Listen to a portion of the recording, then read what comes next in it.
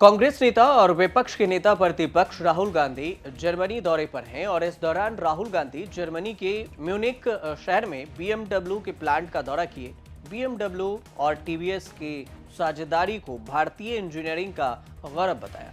इस दौरान उन्होंने बीएमडब्ल्यू के उन्नत मैन्युफैक्चरिंग तकनीक और वैश्विक स्तर के इंजीनियरिंग को करीब से देखा। इस दौरान उन्होंने एक बयान दिया जिसकी चर्चा भारत में खूब हो रही है। बीजेपी राहुल गांधी के बयान पर पलटवार कर रही है, सवाल उठा रही है और बीएमडब्ल्यू प्लांट के विजिट के बाद राहुल गांधी ने यह कहा कि मजबूत अर्थव्यवस्थाओं की रीढ़ मैन्युफैक्चरिंग होती है।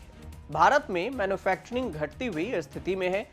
देश को तेज आर्थिक विकास के लिए आर्थिक जो अधिक उत्पादन, बेहतर मैन्युफैक्चरिंग इकोसिस्टम और बड़े पैमाने पर उच्च गुणवत्ता वाली नौकरियों की जरूरत है। अब राहुल गांधी के इसी बयान पर बवाल मचा हुआ है, तो ऐसे में समझना जरूरी यह होगा कि मैन्युफैक्चरिंग इकोसिस्टम में भारत क्या सच में पीछे है? क्या है राहुल गांधी की मैन्युफैक्चरिंग इकोसिस्टम? इसके अलावा भारत की इकोसिस्टम भी समझना होगा। पिछले 11 सालों में भारत का मैन्युफैक्चरिंग कितना रहा, बढ़ा या घटा? इन सवालों को समझने से पहले आपको राहुल गांधी और बीजेपी ने जो बयान दिया है, एक दूसरे पर जो पलटवार किया है, उस बयान को सुनवाते हैं। उसके बाद इसे समझने की कोशिश करेंगे कि भारत का मैन्युफैक्चरिंग बढ़ा या घटा। And I was particularly excited to see that they've got a 450cc bike that TVS has made with that. So I think that's going to do well. Good to see that Indian flag is flying there. India needs to start producing. Production is the key for the success of any country. जहां तक manufacturing का सवाल है, मैं बता दूं कि IIP जो इंडेक्स ऑफ इंडस्ट्रियल प्रोडक्शन है, वो एक पॉजिटिव ग्रोथ ट्रेंड पर चल रहा है।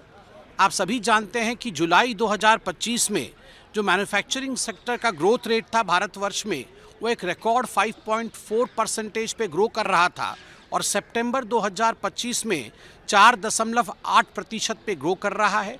और अभी जो भारत का जीडीपी रेट है वह 8.2% है, विश्व का सबसे अच्छे जीडीपी में से एक है।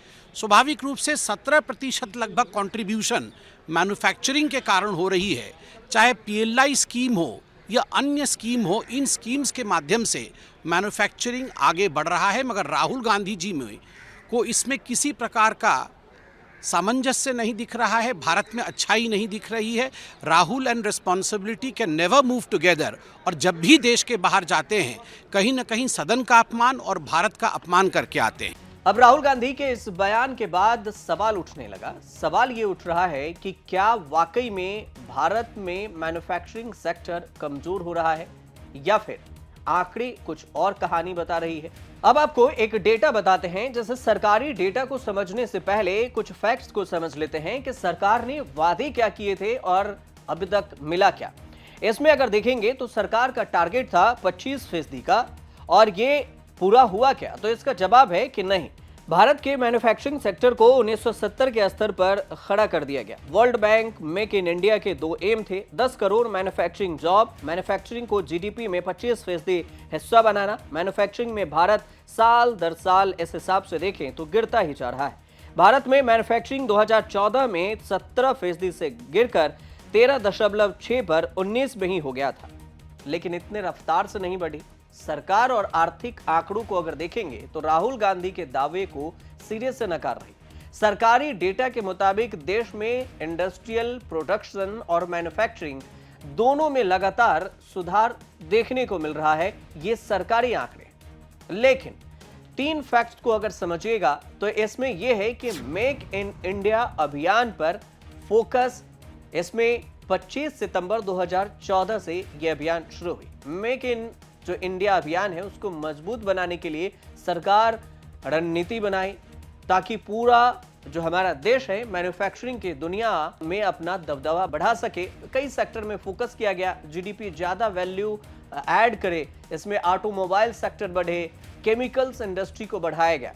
लेकिन मैन्युफैक्चरिंग पर ताजे आंकड़े क्या कहते हैं? तो सरकारी आंकड़े को समझेंगे तो इंडस्ट्रियल प्रोडक्शन इंडेक्स यानी कि IIP लगातार पॉजिटिव बता रही है।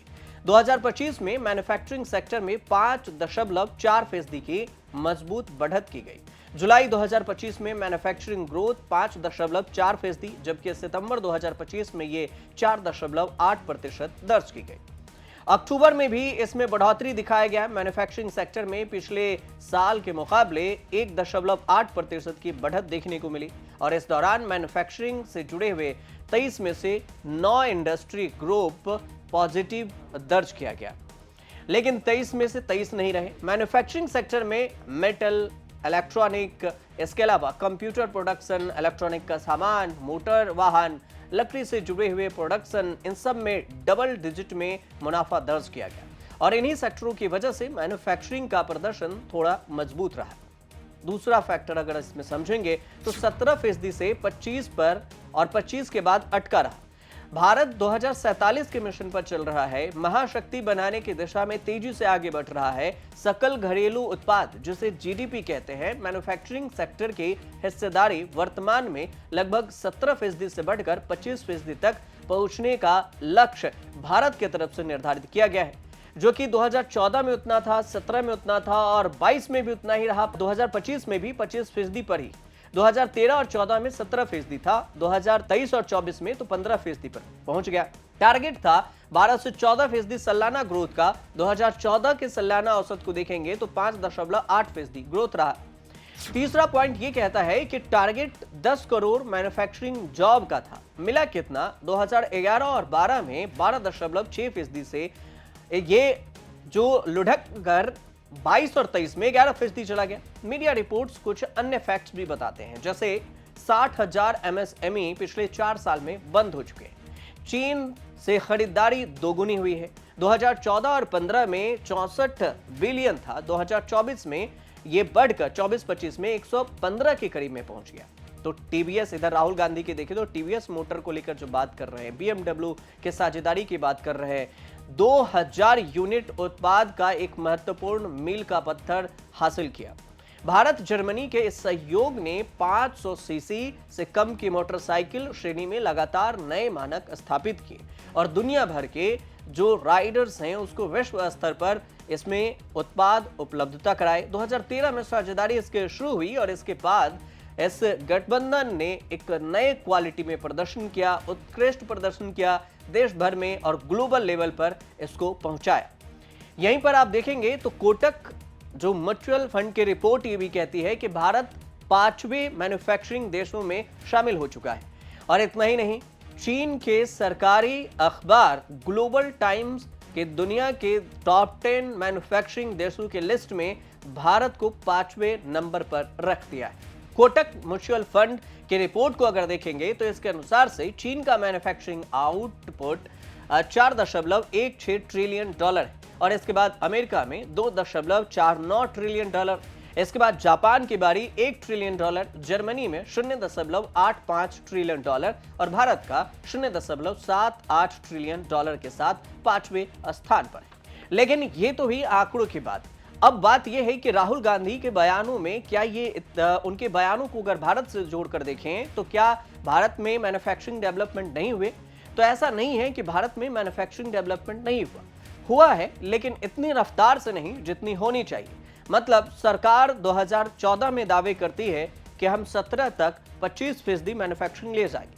2017 में फिर से बढ़ा दिया जाता है और यह कहा जाता है कि 2022 का टारगेट है। 2022 में फिर पूरा नहीं होता और यह कहा जाता है कि 2025 अब टारगेट है और अब सरकार ये कह रही है कि 2027-29 तक का टारगेट है और इसके बाद 2045 का मिशन सरकार लेकर चल रही है। तो ये मैन्युफैक्चरिंग में डेवलप हो रहा है, भारत बढ़ रहा है, लेकिन उतने इस रफ्तार से नहीं बढ़ रहा है जितनी रफ्तार से उसे बढ़ना चाहिए। मतलब 17 से 25 पर आकर ठहरा हुआ है। अब 2025 की स्थिति यह है, तो इसी हिसाब से राहुल गांधी ने अपने डेटा को जर्मनी में बयान के रूप में पेश किया कि भारत मैन्युफैक्चरिंग में डेवलप नहीं कर रहा है और निचले पायदान पर पहुंचता जा रहा है। तो ये पूरी जानकारी थी। आपको सही लगे तो हमारे चैनल से जुड़िए, देखते रहिए न्यूज़ तक।